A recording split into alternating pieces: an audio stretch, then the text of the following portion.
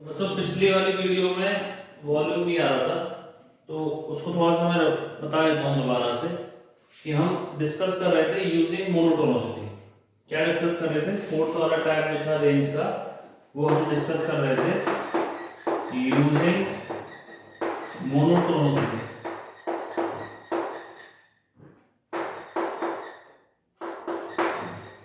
Using monotonicity जो है ये चैप्टर आएगा एप्लीकेशन ऑफ डेरिवेटिव, उसमें डिटेल में चेक करेंगे। यहाँ पर रेंज के लिए इस मेथड का मतलब ये है, कोई भी हमें क्वेश्चन दे रखा है, फॉर एग्जांपल ये रहा, इसकी हमें रेंज निकालनी है। इस वाले क्वेश्चन की एफ एक्स दे रखा है x2 divide by 3 minus 3/2x square plus 2x plus 1 और x जो है वो -5 से 5 जा रहा है। तो इसकी हमें रेंज निकालनी है इस इंटरवल के लिए। तो हमें करना क्या है, सब क्वेश्चंस में सबका डेरिवेटिव निकालो f dash x। f dash x निकालोगे तो क्या आएगा, x square minus 3x plus 2 आ जाएगा, 1 का डेरिवेटिव 0 हो जाएगा। उसके बाद f डैश x को इक्वल टू 0 कर दिया करो। f डैश x को जब तुम इक्वल टू 0 करोगे तो x की वैल्यू क्या आएगी, 1 आएगी और एक क्या आएगी, 2 आएगी यहाँ पर। उसके बाद जो भी ये वैल्यूज आएंगी हमारे पास x की, उनको हम चेक करेंगे कि वो इस इंटरवल के बीच में ही होनी चाहिए। जो इंटरवल हमें यहाँ पे गिवन है x बिलोंग्स टू -5 से 5, इस इंटरवल के अंदर जो वैल्यूज आएंगी उन्हीं वैल्यूज को हम एक्सेप्ट करेंगे, नहीं तो वैल्यूज को क्या करेंगे, रिजेक्ट। तो यहाँ पे 1 और 2 जो है वो दोनों इस वाले इंटरवल के बीच में आ रही है, तो इनको हम क्या करेंगे, एक्सेप्ट करेंगे। हर क्वेश्चन में ये करना है। उसके बाद तुम्हें फंक्शन की वैल्यू चेक करनी है, एक तो बाउंड्री पॉइंट्स पे हमेशा, और एक यहाँ जहां पर डेरिवेटिव 0 आता है उस वाले x पर। समझ लो, जैसे मान लो दो वैल्यूज आ गई तो इन दोनों पर चेक करेंगे। किसी क्वेश्चन में एक वैल्यू आएगी, डेरिवेटिव 0 यहाँ पर होगा तो एक वैल्यू पर चेक करेंगे। ये ध्यान रखना कि ये जो वैल्यूज आएंगी x की, वो इस इंटरवल के बीच में होनी चाहिए। अगर इसके बीच में नहीं है, फॉर एग्जांपल यहाँ पर -6 आ जाती है वैल्यू, तो उस पर हम चेक करते ही नहीं, उसको हम रिजेक्ट कर देते। क्यों? क्योंकि रेंज जो पूछी है वो इस इंटरवल के बीच में पूछी है हमसे। ठीक है, तो इन चारों वैल्यूज में वैल्यू चेक करनी है। एक बार तुमने x इक्वल टू 1 रख के देखा, x इक्वल टू 1 रखेंगे तो फंक्शन की वैल्यू क्या आ रही है, तो f ऑफ 1 निकाल लिया, 1/3 माइनस 3/2 प्लस 2 प्लस 1, तो सॉल्व किया कितना आ गया, 11/6 आ गया। उसके बाद एक वैल्यू हम 2 पे निकालेंगे, 2 रखो यहाँ पे, तो f ऑफ 2 जब हम निकालेंगे तो क्या आएगा, 8/3 माइनस 6 प्लस 4 प्लस 1, इसको सॉल्व किया तो वैल्यू कितनी आई, 5/3। दोनों वैल्यू हो गए, 1 और 2 पे फंक्शन की वैल्यू। उसके बाद -5 और 5 पे चेक करेंगे, तो -5 पे चेक करेंगे तो -5 पे वैल्यू कितनी आ रही है, -529/6, और 5 पे वैल्यू कितनी आ रही है, 91/6। ऐसे तुम हर क्वेश्चन में वैल्यूज निकाल लोगे। जितनी भी वैल्यूज आई हैं इनमें से सबसे मिनिमम वैल्यू कौन सी है और सबसे मैक्सिमम कौन सी है। सबसे मिनिमम कौन सी है इनमें से, -529/6, और सबसे मैक्सिमम वैल्यू कौन सी है इसमें, 91/6। तो ये हमारे पास इस क्वेश्चन की क्या हो जाएगी, रेंज हो जाएगी। इसको हम बोलेंगे मोनोटोनिसिटी से। मतलब मोनोटोनिसिटी का मतलब क्या होता है कि फंक्शन की जो जहां पर डेरिवेटिव इक्वल टू 0 होता है, जो x की वैल्यूज आती हैं उन पे या तो हमें मैक्सिमा मिलता है, जिसको हम बोलते हैं लोकल मैक्सिमा, और या हमें उस पे क्या मिलता है, लोकल मिनिमम मिलता है। मतलब इन पर चेक करेंगे, इन पे भी मैक्सिमम और मिनिमा आ सकता है। अब इस वाले क्वेश्चन में देखें तो -5 पे तो मिनिमम वैल्यू आई है और 5 पे क्या आई है, मैक्सिमम वैल्यू। मतलब 1 और 2 पे कोई भी मैक्सिमम मिनिमा नहीं आया, तो ठीक है वो लोकल मैक्सिमम और लोकल मिनिमा रहा होगा। ये हम जो चैप्टर पढ़ेंगे एप्लीकेशन ऑफ डेरिवेटिव, वहां पर डिटेल में और डिस्कस करेंगे इसको। इस वाले चैप्टर में तुम्हें सिर्फ इतना ही करना है, डेरिवेटिव को इक्वल टू 0 करो, x की वैल्यू फाइंड आउट करो, और उन x की वैल्यूज पे फंक्शन की वैल्यू चेक कर लिया करो। बाउंड्री पॉइंट्स पे तो करनी ही करनी है चेक, और फिर उन सब में चेक कर लिया करो सबसे मिनिमम वैल्यू कौन सी है और सबसे मैक्सिमम कौन सी है। उसके बाद मैं इसमें एडिशनल चीज की बात कर रहा था कि और क्या चीजें होती हैं। इसमें और चीजें होती हैं, इसमें f डैश x निकाला यहाँ पे, x - 2 * x - 1, ये f डैश x आया। इसका साइन चेक कर लिया करो कि ये जो है कब पॉजिटिव होगा और कब नेगेटिव होगा। तो नंबर लाइन में प्लॉट कर दिया 1 और 2, सबसे राइट वाली क्या हो जाएगी, प्लस, बीच में माइनस, यहाँ पर क्या हो जाएगा, प्लस। तो एक चीज एडिशनल ये होती है कि किसी भी फंक्शन का डेरिवेटिव अगर ग्रेटर देन इक्वल टू 0 होता है, मतलब पॉजिटिव होता है, तो वो फंक्शन क्या होता है, इंक्रीजिंग फंक्शन होता है। क्या होता है, इंक्रीजिंग फंक्शन।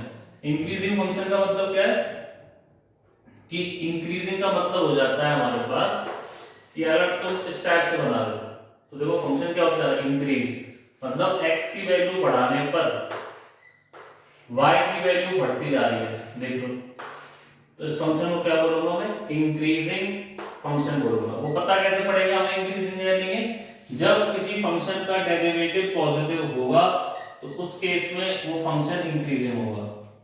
तो यहाँ पर देखो ये डेरिवेटिव जो है वो पॉजिटिव कहाँ आ रहा है, पॉजिटिव इस इंटरवल में आ रहा है और इस इंटरवल में आ रहा है। तो मैंने लिख दिया x बिलोंग्स टू -∞ से 1 यूनियन 2 से इंफिनिटी, ये फंक्शन क्या है, इंक्रीजिंग। सिमिलरली किसी भी फंक्शन का डेरिवेटिव अगर लेस देन इक्वल टू 0 हो जाता है तो वो फंक्शन क्या होता है, डिक्रीजिंग फंक्शन होता है। क्या होता है, डिक्रीजिंग फंक्शन। डिक्रीजिंग फंक्शन का मतलब हो गया इस टाइप से। अब ये फंक्शन क्या है, डिक्रीजिंग फंक्शन है, घटता जा रहा है। x की वैल्यू बढ़ाने पर y की वैल्यू कम होती जा रही है, तो उस फंक्शन को हम क्या बोलेंगे, डिक्रीजिंग फंक्शन बोलेंगे। तो इस जो फंक्शन यहाँ पे क्वेश्चन में गिवन था उसका डेरिवेटिव कहाँ पे नेगेटिव हो रहा है, 1 से 2 के बीच में नेगेटिव हो रहा है। तो इसका मतलब ये फंक्शन क्या हो गया, ये फंक्शन हो गया डिक्रीजिंग। ठीक है, तो ये भी हम थोड़ा तुम्हें आइडिया के लिए बता दें कब इंक्रीजिंग होता है कब डिक्रीजिंग होता है। मान लो इसका हमें ग्राफ बनाना है, we have to draw the graph of this question, हमें इसका ग्राफ बनाना है। तो ग्राफ जब हम बनाएंगे तो वहां पे इस चीज का यूज बहुत ज्यादा आता है, क्योंकि अगर तुमने एक बार ग्राफ बना दिया तो तुम उस फंक्शन की रेंज भी बता सकते हो, क्या रेंज हो रही है उसकी। तो देखो इस वाले क्वेश्चन को समझ लो एक बार कि इसका ग्राफ कैसे बनाएंगे अपन। तो ग्राफ बनाने के लिए यहां पर ये वैल्यूज लिख देता हूं मैं। f ऑफ 1 पे वैल्यू कितनी आ रही है हमारे पास, 11 डिवाइड बाय 6। ठीक है, f ऑफ 2 पे वैल्यू कितनी आ रही है हमारे पास, that is 5 divide by 3। f of -5 पे वैल्यू कितनी आ रही है, -529 डिवाइड बाय 6। और f ऑफ 5 पे वैल्यू कितनी आ रही है हमारे पास, 91 डिवाइड बाय 6। ठीक है, ये चार वैल्यूज आ रही है। अच्छा, हमें इसका ग्राफ बनाना है, तो ग्राफ जब हमें बनाना होगा इन चीज का यूज बहुत इंपॉर्टेंट है कि फंक्शन कब इंक्रीजिंग हो रहा है कब डिक्रीजिंग हो रहा है। देखो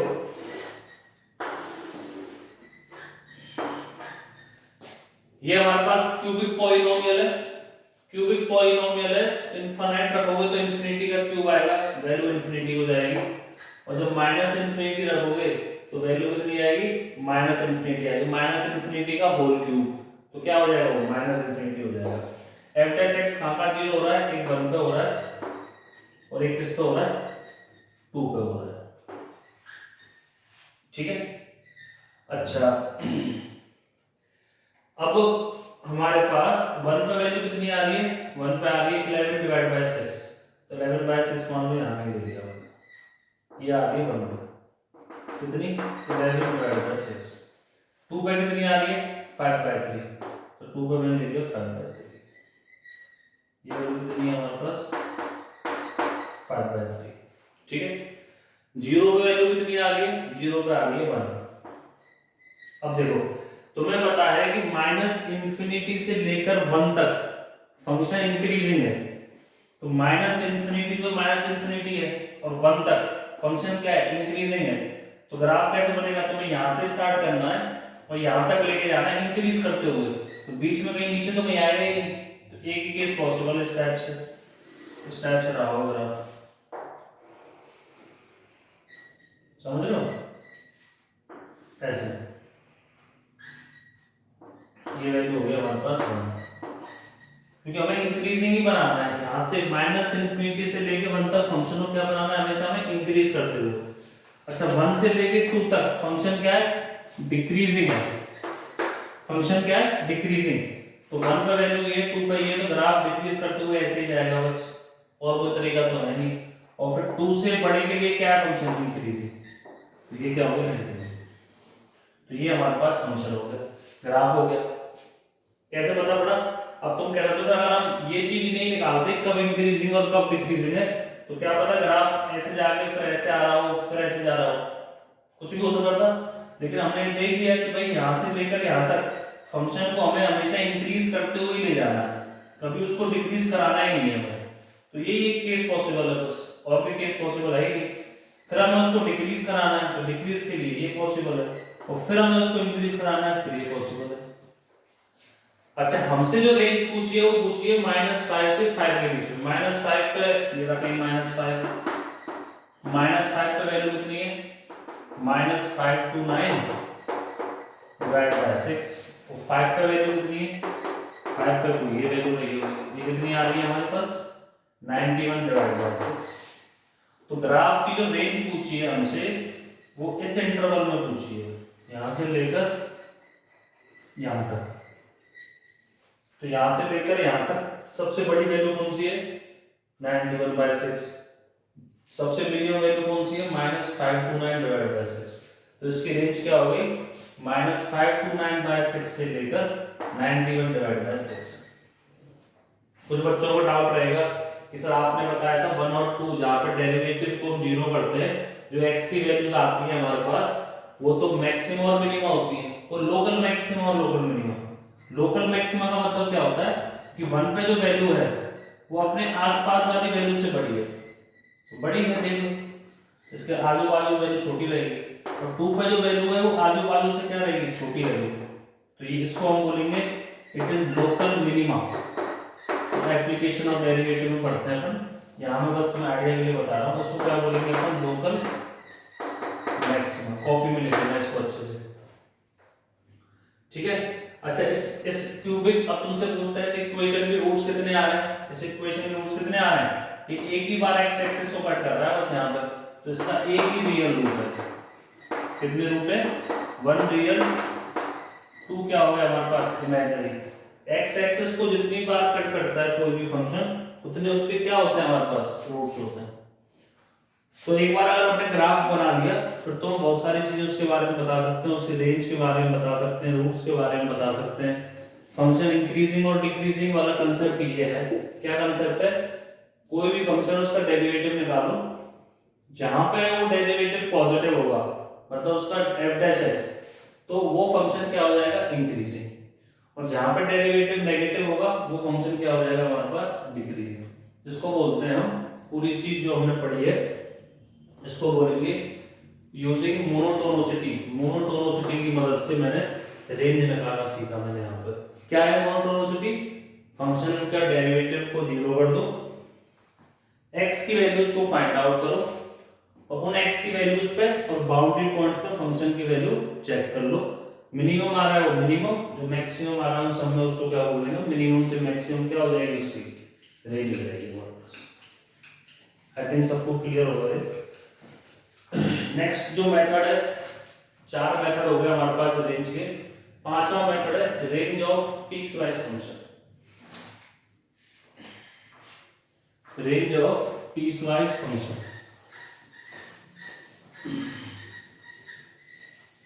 सब लोग इसको कॉपी में नोट कर लेना अच्छे से सारी चीजें।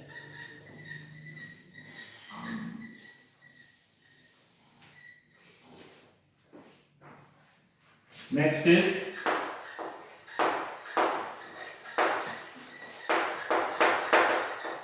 Range of piecewise function. ये हमारे पास 5th टाइप है रेंज का।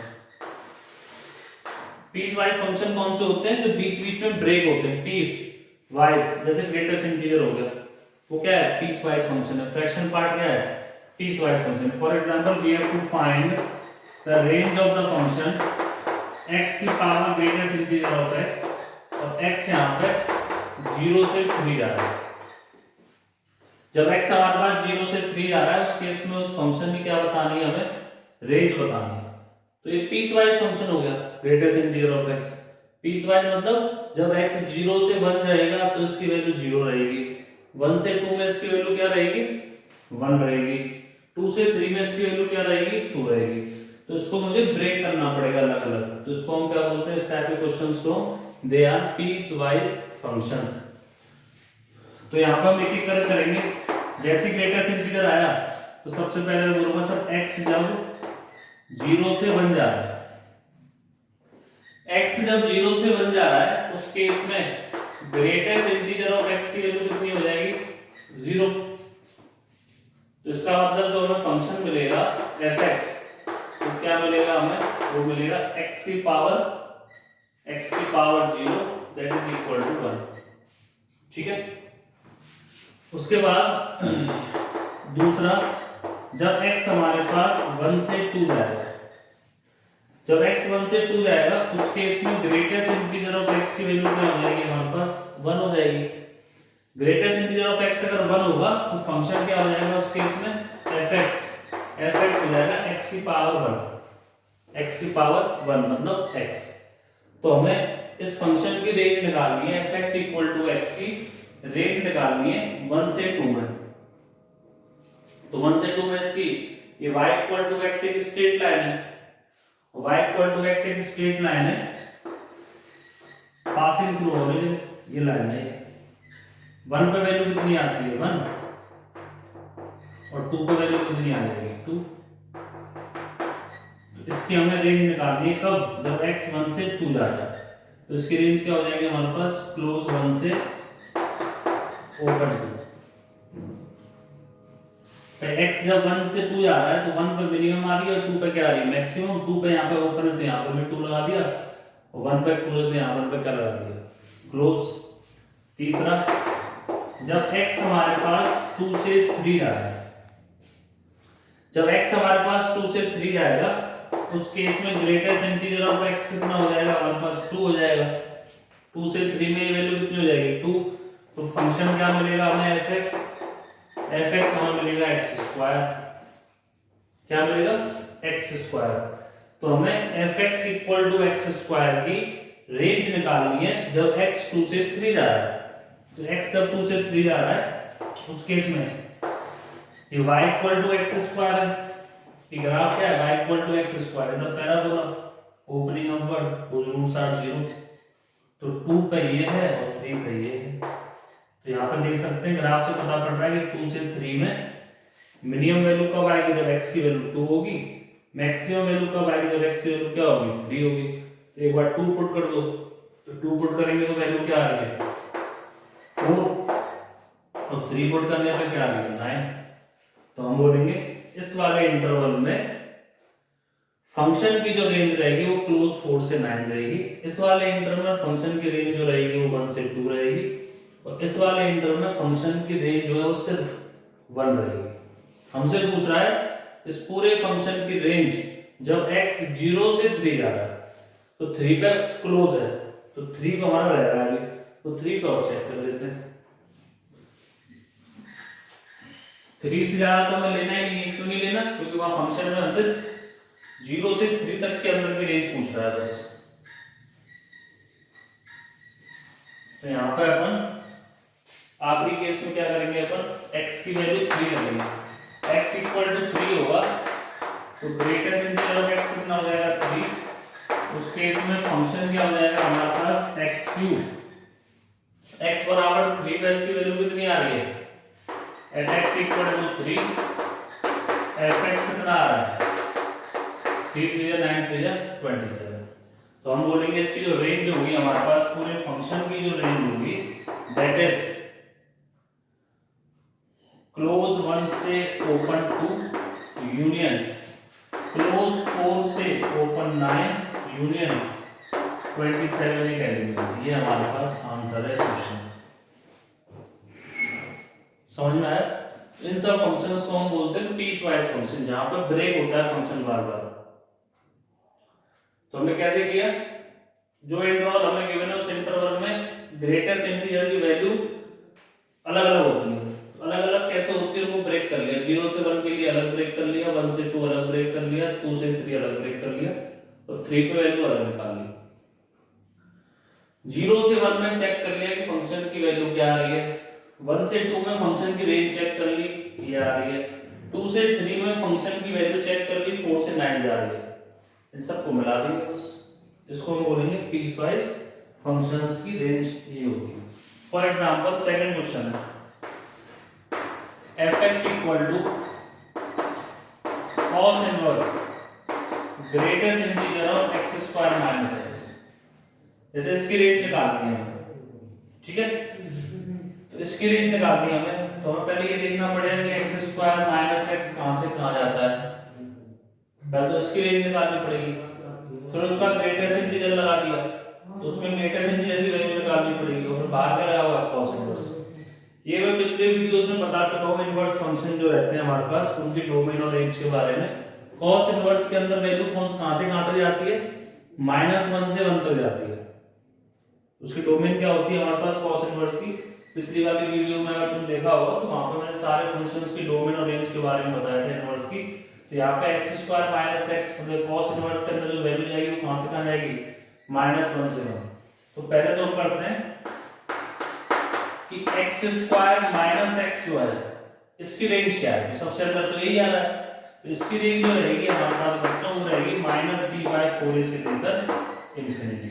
ये क्वाड्रेटिक है, a पॉजिटिव है, तो इसका पहले तो डिस्क्रिमिनेंट निकाल लेते हैं। डिस्क्रिमिनेंट कितना आएगा, b स्क्वायर मतलब 1, तो -d/4a कितना हो जाएगा हमारे पास, -1/4 से लेकर x square minus x infinity तक जा रहा है, ठीक है। अब इसके अंदर क्या लगा हुआ है, इस जो पूरा क्वाड्रेटिक एक्सप्रेशन है ये, इसके बाद लगा हुआ है ग्रेटेस्ट इंटीजर। तो ग्रेटेस्ट इंटीजर लगा हुआ है, तो पहला केस क्या लेंगे हम कि जब ये वैल्यू -1/4 से 0 के बीच में रहेगी, जब ग्रेटेस्ट इंटीजर के अंदर ये जो वैल्यू है ये -1/4 से 0 के बीच में रहेगी, उस केस में greatest integer of x square minus x की वैल्यू कितनी होगी, -1 रहेगी। क्या रहेगी, -1। भाई सबसे पहले तो हमने ये देखा यहाँ पे कि जो अंदर लिखा हुआ है वो कहां से कहां जा रहा है, वो यहां से आ जा रहा है। अब यहां से यहां तक में तो ग्रेटेस्ट इंटीजर लगा दिया इसके ऊपर, तो ग्रेटेस्ट इंटीजर तो -1/4 से 0 में अलग ब्रेक होगा, 0 से 1 में अलग, 1 से 2 के लिए अलग, इस टाइप से चलेगा। तो वैसे ही जैसे हमने पिछले क्वेश्चंस में किया था सेम ऐसे ही यहाँ पे करेंगे अपन। तो x स्क्वायर माइनस x जो है -1/4 से 0 जब जा रहा है, उस केस में greatest integer x square minus x की वैल्यू कितनी हो रही है बच्चों, -1। जब इसकी वैल्यू -1 हो रही है तो यहाँ पे fx क्या मिलेगा हमें, fx equal to cos inverse of -1। ये जब -1 हो गया तो फंक्शन क्या मिल रहा है मुझे, cos इनवर्स -1, और cos इनवर्स -1 जो रहेगा वो क्या होता है, पाई होता है। क्या होता है, पाई। पिछले क्लास में मैंने बताया था कि इनवर्स वाली वैल्यू कैसे निकालनी होती है, मैंने पिछली क्लास में बताया था, यहाँ पर भी देख सकते हैं अपन। जैसे cos इनवर्स -1 निकालना है हमको, इसको मान लो थीटा, ये कोई एंगल रहा हो, दोनों तरफ cos ले लो, तो cos थीटा इक्वल टू -1। तो cos थीटा -1 कब होता है, पाई पे ही होता है, 180 डिग्री पे, तो पाई आ गया, ठीक है। अब दूसरा केस ले लो यहाँ पे, दूसरा केस ये ले लो यहाँ पे कि जब x स्क्वायर माइनस x 0 से 1 के बीच में जाएगा, जब x स्क्वायर माइनस x हमारे पास 0 से 1 के बीच में रहेगा, उस केस में greatest integer of x square minus x क्या हो जाएगा, वो 0 हो जाएगा। अब ग्रेटेस्ट इंटीजर ये 0 हो गया तो हमारे पास फंक्शन क्या मिलेगा, फंक्शन मिलेगा हमारे पास cos इनवर्स 0, और cos इनवर्स 0 कितना होता है बच्चों, π/2 90 डिग्री। थर्ड केस, जब x स्क्वायर माइनस x हमारे पास 1 से 2 जाएगा, जब x स्क्वायर माइनस x हमारे पास 1 से 2 जाएगा, उस केस में greatest integer of x square minus x कितना हो जाएगा, 1 हो जाएगा। तो फंक्शन के अंदर वैल्यू क्या जाएगी हमारे पास, cos इनवर्स 1 जाएगी, और cos इनवर्स 1 कितना होता है, 0।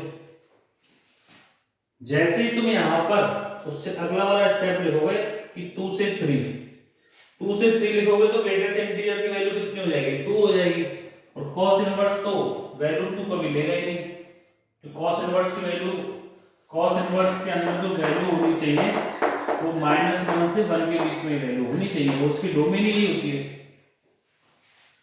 उससे आगे और उससे पीछे वाली वैल्यूज तो मैं ले ही नहीं सकता हूँ, तो आगे वाली वैल्यूज क्या हो जाएंगी, सारी रिजेक्ट। तो हमारे पास इसके रेंज में कौन कौन से एलिमेंट मिल रहे हैं, एक मिल रहा है पाई, एक मिल रहा है हमें π/2 और एक क्या मिल रहा है मुझे 0।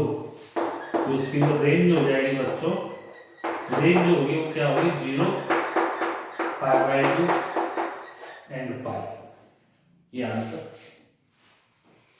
तो इसको बोलेंगे हम range of piecewise function. I think सबको क्लियर होगा ये। तो मैं ग्रेटेस्ट इंटीजर, जैसे तुमने देखा ग्रेटेस्ट इंटीजर के अंदर जो भी लिखा हुआ है वो हो सकता है पिछले क्वेश्चन में जैसे मैंने x दे दिया, इस वाले क्वेश्चन में x² - x दे दिया, तो पहले तो उसकी रेंज निकालो। उसकी रेंज आ गई हमारे पास -1/4 से इन्फिनिटी। उसके बाद क्या करना है तुम लोगों को, स्टेप बाय स्टेप उसको ब्रेक करना पड़ेगा। जैसे ग्रेटेस्ट इंटीजर डिफाइन होता है 0 से 1 के लिए अलग, 1 से 2 के लिए अलग, 2 से 3 के लिए अलग एंड सो ऑन। इस टाइप से तुम्हें पूरा करना पड़ेगा यहाँ, ठीक है। एक आखिरी क्वेश्चन और बढ़ते हैं इस टाइप में।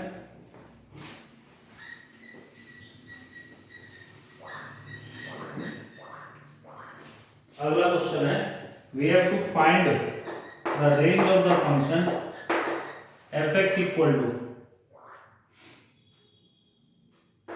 Sign inverse greatest integer of x² + x + 1। जैसे इसकी रेंज निकालनी है, तो यहाँ पर वही कंसेप्ट है सेम। पहले तो x² + x + 1 की रेंज निकाल लेते हैं। क्या होगी x² + x + 1 की, -t/4a से इन्फिनिटी। तो पहले इसका डिस्क्रिमिनेंट निकाल लिया, b² - 4ac कितना आ गया -3।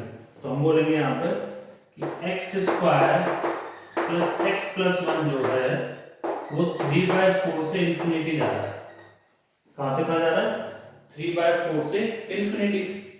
उसके ऊपर लगा हुआ है ग्रेटेस्ट इंटीजर, तो ग्रेटेस्ट इंटीजर लगा हुआ है तो 3/4.75 होता है। तो 3/4 से 1 के लिए अलग डेफिनेशन, 1 से 2 के लिए अलग एंड सो ऑन। इस टाइप से हम प्रोसीड करेंगे इसमें भी सेम जैसे हमने पिछले क्वेश्चन में किया। तो करते हैं यहाँ पे आ गए अपन। तो हमारे पास यहाँ पर सबसे पहला केस कि x² + x + 1 जो है वो 3/4 से 1 के बीच में रहेगा, तब greatest integer of x² + x + 1 की वैल्यू जो रहेगी वो 0 रहेगी, ठीक है। 0 रहेगी तो फंक्शन जो हमें f(x) मिलेगा वो क्या मिलेगा बच्चों, साइन इनवर्स के अंदर क्या आ जाएगा 0। तो साइन इनवर्स 0 कितना होता है, 0 होता है। फिर दूसरा केस कि जब x² + x + 1 हमारे पास 1 से 2 के बीच में रहेगा, किसके बीच में, 1 से 2 के बीच में रहेगा, तब greatest integer of x² + x + 1 की कितनी वैल्यू रहेगी 1। तो उस केस में हमें फंक्शन क्या मिलेगा f(x) जो मिलेगा वो हमें मिलेगा sin इनवर्स 1, और sin इनवर्स 1 का मतलब 90 डिग्री, दैट इज π/2, ठीक है। जब तो उससे अगला वाला केस लोगे x² + x + 1 2 से 3 जाएगा, तो greatest integer of x² + x + 1 कितना हो जाएगा हमारे पास 2 हो जाएगा। तो फंक्शन क्या मिलेगा हमें sin इनवर्स 2, वो कोई वैल्यू लेगा ही नहीं हमें, क्यों, क्योंकि हमने पढ़ा है साइन इनवर्स के अंदर जो वैल्यू होनी चाहिए, मतलब जो उसकी डोमेन होती है साइन इनवर्स की, वो क्या होती है -1 से 1 होती है। जैसे कॉस इनवर्स और साइन इनवर्स दोनों की डोमेन क्या होती है -1 से 1 होती है। तो इसका मतलब ये वैल्यू हमारे पास लेगा ही नहीं, इससे आगे वाली सारी वैल्यूज क्या हो जाएंगी हमें रिजेक्ट। तो 2 आएगा, आगे वाले में 3 आएगा, 4 आएगा, 5 एंड सो ऑन, सारी वैल्यूज साइन इनवर्स लेगा ही नहीं, तो सारी वैल्यूज क्या हो जाएंगी हमारे पास रिजेक्ट हो जाएगी। तो इसका मतलब इस वाले क्वेश्चन में हमें रेंज में कौन कौन से एलिमेंट मिल रहे हैं बच्चों, एक 0 मिल रहा है और एक क्या मिल रहा है हमें π/2। तो मैं यहाँ पर बोलूंगा कि जो इसकी रेंज होगी हमारे पास उसमें सिर्फ 2 एलिमेंट है, एक 0 and second is pivot. I think सबको क्लियर होगा ये पीस वाइज फंक्शन का जो रेंज है वो किस तरह से निकालना है। हमें बिल्कुल इस तरह चेक करना है उसको ब्रेक कर करके, क्योंकि यहाँ पे ग्रेटेस्ट ऐसे फंक्शंस को हम बोलते हैं पीस, मतलब पीस का मतलब टुकड़ा, वाइज फंक्शन। टुकड़े वाले जो फंक्शन होते हैं वो ग्रेटेस्ट इंटीजर होता है, फ्रैक्शनल पार्ट भी होता है, ठीक है, सिग्नम फंक्शन भी होता है। तो इन सब की रेंज हमें इस तरह से निकालनी पड़ेगी। नेक्स्ट मेथड जो रेंज में है दैट इज जो ट्रिग्नोमेट्री में पढ़ गया है अपन, दो जनरल चीजें बात कर लेते हैं।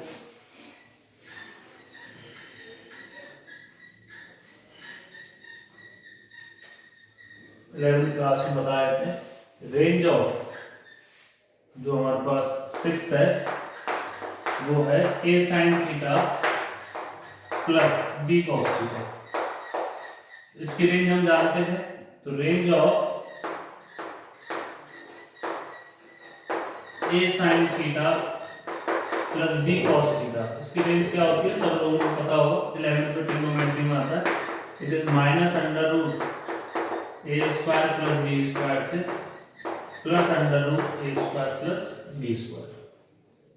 फॉर एग्जाम्पल अगर यहाँ पे मैं तुमसे बोलूँ fx equal to 3 sin theta minus 4 cos theta, इसकी रेंज निकालनी है तुम्हें, और यहाँ पे प्लस 5 भी लिख दिया है। इस पूरे फंक्शन की तुम्हें रेंज निकालनी है, तो क्या करेंगे अपन कि सर जो इस फंक्शन की रेंज होती है वो तो होती है हमारे पास minus under root A square plus B square से प्लस का under root A square plus B square which is equal to -5 to 5।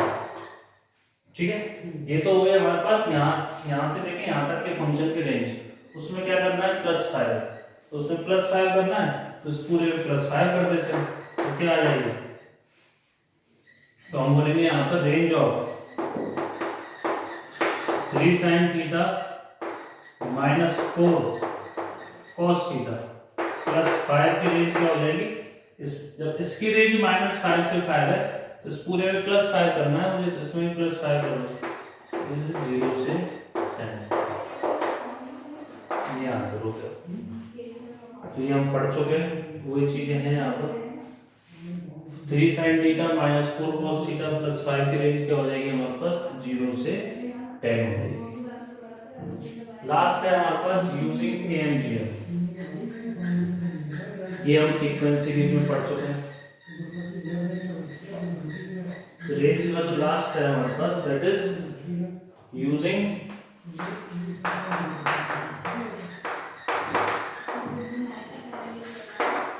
AM greater than equal to GM। इसमें भी दो सवाल कर लेते हैं अपन। पहला क्वेश्चन है इसमें find the range of the function, find the range of the function fx equal to x plus 1 by x, इसकी रेंज निकालनी। तो इसमें क्या करेंगे अपन, पहला केस AMGM लगा लेते हैं। AMGM कब लगता है, लेकिन पॉजिटिव नंबर के लिए। पहला केस यदि x पॉजिटिव है तो हमने AM greater than equal to GM लगा दिया दो नंबर्स में x और 1 बाई x। ठीक है, AM का मतलब क्या होता है अरिथमेटिक मीन। अरिथमेटिक मीन मतलब दोनों नंबर का सम डिवाइड बाय कितने नंबर्स हैं, ग्रेटर देन इक्वल टू उन दोनों नंबर्स का product that is x into 1 by x raise to the power कितने नंबर से GM में 1/2। ज्योमेट्रिक मीन क्या होता है, जो भी नंबर्स हैं उन सबको मल्टीप्लाई कर दो रेज़ टू द पावर 1/, कितने नंबर्स हैं, यहाँ पर 2 हैं तो 2, 3 रहेंगे तो डिवाइड बाय 3 आ जाएगा। यहाँ से हमारे पास हो गया x plus 1 by x is greater than equal to 2। ये कब आया, x पॉजिटिव के लिए। जब तुम x नेगेटिव लोगे तो उस केस में x प्लस 1 बाई एक्स क्या हो जाएगा लेस देन इक्वल टू -2। तो इसकी रेंज क्या हो जाएगी हमारे पास -∞ से -2 यूनियन 2 से इन्फिनिटी। ये आंसर हो गया। ठीक है, जैसे और क्वेश्चन भी इसमें एक दो क्वेश्चन और करते हैं। सीक्वेंस सीरीज 11th में काफी डिटेल में पढ़ते हैं AMGM, 2-3 क्वेश्चन में यहाँ पर भी करा देता हूँ। जैसे अगला क्वेश्चन है, find the range of the function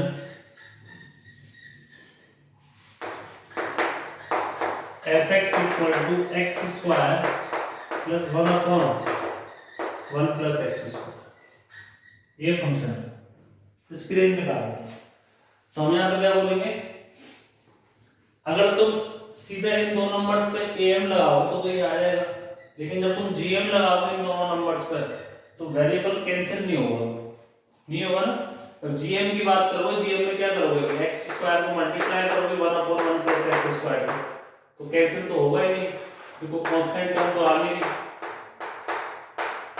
नहीं। तो अपन क्या करेंगे, इसमें +1 और -1 कर देते हैं पूरे फंक्शन। एक्स स्क्वायर में +1 कर दिया, पूरे फंक्शन में +1 कर दिया और -1 कर दिया। ठीक है, अब ये जो फंक्शन यहाँ पे हमें दे रखा है, यहाँ से लेकर यहाँ तक, इसमें लगा दिया मैंने am greater than equal to g। ठीक है, am का मतलब क्या होता है, जो नंबर्स हैं हमारे पास कौन कौन से नंबर्स हैं, एक्स स्क्वायर प्लस 1 है, दूसरा क्या है 1/1 प्लस एक्स स्क्वायर है। इन दोनों नंबर्स का सम कर लो,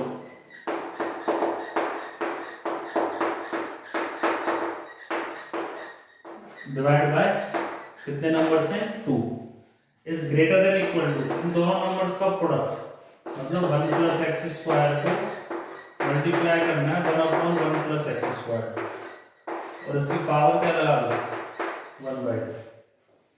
ठीक है, तो यहां से कितना आ गया हमारे पास, x square plus 1 plus 1/1 plus x square is greater than equal to कितना हो जाएगा, ये तो इससे कैंसिल हो गया, 1 आ गया, 2 वहां चले जाएगा, ग्रेटर देन इक्वल टू कितना हो गया 2। हमें रेंज किसकी निकालनी है, एक्स स्क्वायर प्लस 1/this, तो 1 को उधर ले जाएंगे, x square plus 1/1 plus x square क्या हो जाएगा, ग्रेटर देन इक्वल टू 1 हो जाएगा। ये हमारे पास क्या होगा, इसकी रेंज हो गई हमारे पास क्लोज 1 से इंफिनिटी। समझ गए, इस तरह से अपन am gm लगा देंगे इन सब में।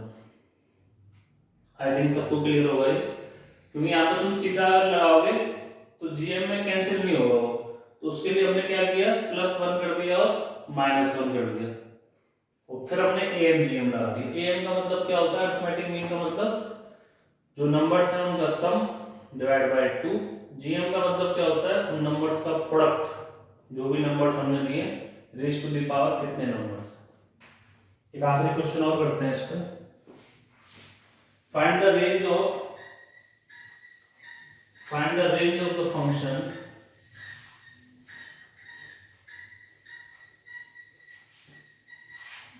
tan स्क्वायर, हमारे पास फंक्शन क्या है tan square x -1 plus 1/1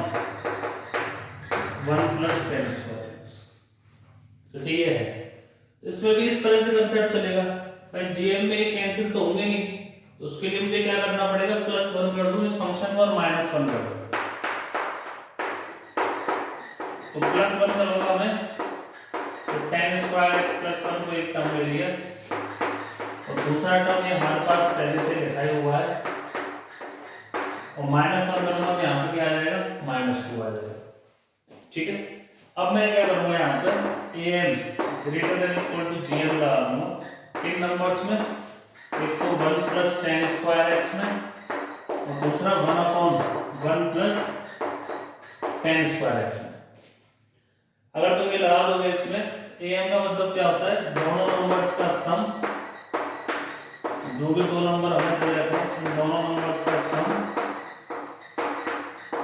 divide में कितने नंबर्स हैं, ये नंबर्स हैं हमारे पास 2, ग्रेटर देन इक्वल टू इन दोनों नंबर्स का प्रोडक्ट, इन दोनों को जब मैं मल्टीप्लाई करूंगा तो क्या आ जाएगा 1 रेज़ टू द पावर 1/2। तो यहां से हमारे पास 1 plus tan square x plus 1/1 plus tan square x, क्या हो जाएगा, ग्रेटर देन इक्वल टू 2 उधर चले जाएगा, 2 आ जाएगा। हमें इस पूरे फंक्शन की रेंज निकालनी है, इसमें -2 कर दो, तो हमें ये इसकी वैल्यू जो है यहाँ से लेकर यहाँ तक, इसकी रेंज आ गई हमारे पास ग्रेटर देन इक्वल टू 2। अब ये माइनस करना है, तो पूरे में से -2 कर दो, तो पूरे में जब मैं 2 को सब्ट्रैक्ट करूंगा तो कितना आएगा, -2 is greater than equal to 2 -2 कितना हो जाएगा, 0। तो इसके हमारे पास रेंज कितनी आ गई बच्चों, क्लोज 0 से इन्फिनिटी, ये आंसर। ठीक है, तो हमने एम जी एम का भी देख लिया। तो ये हमारे पास जितने भी मेथड होते हैं रेंज निकालने के, वो सारे हमने डिस्कस कर लिए। सबसे पहला इनवर्स, दूसरा यूजिंग क्वाड्रेटिक, तीसरा यूजिंग इंक्रीजिंग और डिक्रीजिंग, वो इंपॉर्टेंट है। फोर्थ हमने आज डिस्कस किया था मोनोटोनिसिटी। फिफ्थ हमारे पास range of piecewise function. Sixth A sine theta plus B cos theta की रेंज क्या होती है, and last using A M and G M. तो ये हमारा रेंज पूरा कवर हो गया, और अगली क्लास में हम इस टॉपिक को आगे बढ़ाएंगे। रेंज खत्म हो गया, नेक्स्ट नया टॉपिक स्टार्ट करेंगे नेक्स्ट क्लास में। Okay students, thank you.